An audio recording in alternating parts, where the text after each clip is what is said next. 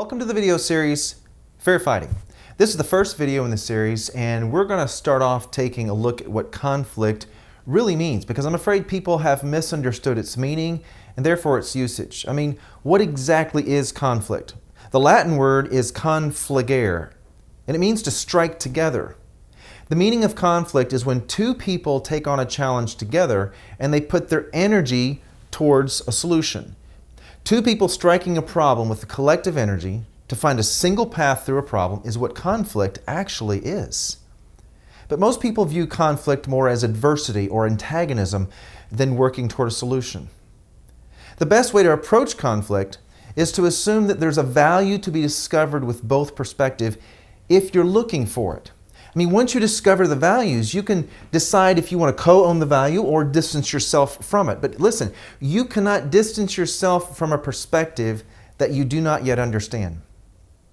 There are at least 4 reasons conflict is viewed as adversity. I think the first one is a lack of proper modeling. People just didn't see it growing up. Another one is the lack of emotional intelligence. You panic before you process. What about the lack of patience? You form conclusions prematurely. Or just perhaps the history of toxic conflict. So if one of these reasons is true, conflict is not going to be productive. Here's a few helpful tools. The first tool is what I call pre-conflict. That's having proactive conversations as the issues arise, as checking in with one another in the relationship. It's regular and personal growth or maturity. It's giving your spouse something to feel confident about in the relationship. That's a good tool. Tool number 2, a relationship audit. Take an assessment of the percentage of positive versus negative interactions in the relationship. Each of you guess a number and then take an average of the two. If that number is over 50%, then you're in a toxic relationship. Third tool, I call this depersonalization. This is about taking the problem out of the person and making the issue the problem that could be one of 4 possibilities. It's either mine, yours, ours, or it, something on the outside. Another tool, validation. I'm actually going to create another video series on this alone, but validation is about encouraging someone to share how they feel. It's about learning to be patient and to practice understanding rather than trying to necessarily agree. And I like to remind people that listening requires you to listen first. There are those suggestions that you may want to try. I have another video series called Hope for a Better Marriage where you can go into these in more into detail if you want to do that. But for now, I'd like to get to the 10 rules of fair fighting. You're not likely to find these rules in a quick internet search. These are a little more intensive. Now, if you do an internet search on rules for fair fighting, you're going to find some short mandates like be respectful, stay calm, one issue at a time, no divorce talk, no assumptions. I mean, these are great suggestions, but these directives will not explain why you should work on having more productive conflict or even how to get started. So let's start down our list.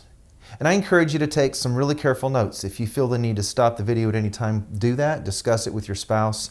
I encourage that. You may want to even watch the series more than once, just so you don't miss the details that might be most relevant for you. So with the time that we have in this first video, we want to take a look at the first 2 rules. Here's the first one. Don't follow cultural norms when it comes to conflict. Here's what you'll observe in culture when it comes to conflict. The objective is for one winner and one loser. Defamation of character, labeling, disingenuousness, those are all proper tools in order to win. Resolving conflict is optional and therefore not important. You see, the cultural approach has essentially changed the definition of striking a problem to striking a person. Emotional charges from the past, sarcasm, cynicism, judgmentalism. I mean, if we follow cues from culture, we will live in an emotionally drained account and never be able to fill them up. Social examples, social media wars, movies about marriage and family conflict, political discourse, religious discussions, debates. In culture, what you have to say is more important than how it is said or how it is received. This couldn't be further from the truth. You have to develop your own style of conflict. If it looks like a cultural example, you're doing it wrong. So let me encourage you to take a look at your conflict and your relationship and see if it looks anything like cultural examples, and then assume that there's a better way, because I can tell you there is. Hopefully in this video series, you're going to find some of those better ways and you'll be able to implement them together. All right, rule number 2. Unless you understand your unique relationship with conflict, it will be unproductive. All of us grew up with examples of conflict that formed our beliefs regarding conflict. Some examples are like, conflict is to be avoided at all costs. Well, this belief creates avoidance, denial, emotional shutdown. Here's another one. Conflict is a war, and the only way to win is to bring out the big guns. I mean, this creates toxic environments. Labeling, yelling, belittling, shaming, hostility, passive aggression, stonewalling. That's not good. That's not healthy. All conflict is bad. Disagreements, differences of opinion, passionate discussion, debates. This belief labels everything other than 100% agreement as conflict. Well, our relationship with conflict comes from our beliefs. And when those two people get together, they bring two different relationships into a relationship that has to be addressed. Addressing those beliefs will likely change them, but you have to take the time to describe your unique relationship with conflict in order to understand where those beliefs are coming from. Here's an exercise for you and your spouse. It would be helpful to write out 5 to 10 beliefs you have toward conflict and then compare notes. I mean, this exercise may answer some important questions like, why is our conflict so intense? When we have conflict, why does it end so poorly? Why is there distance, crying, divorce talk, standoff, emotional woundedness, someone winning, someone losing?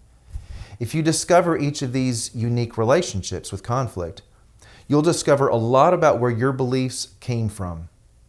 So you can begin to map out some new beliefs together. Well, let me encourage you to take some time to do this exercise with your spouse so that you can come to a better understanding of your unique relationship with conflict.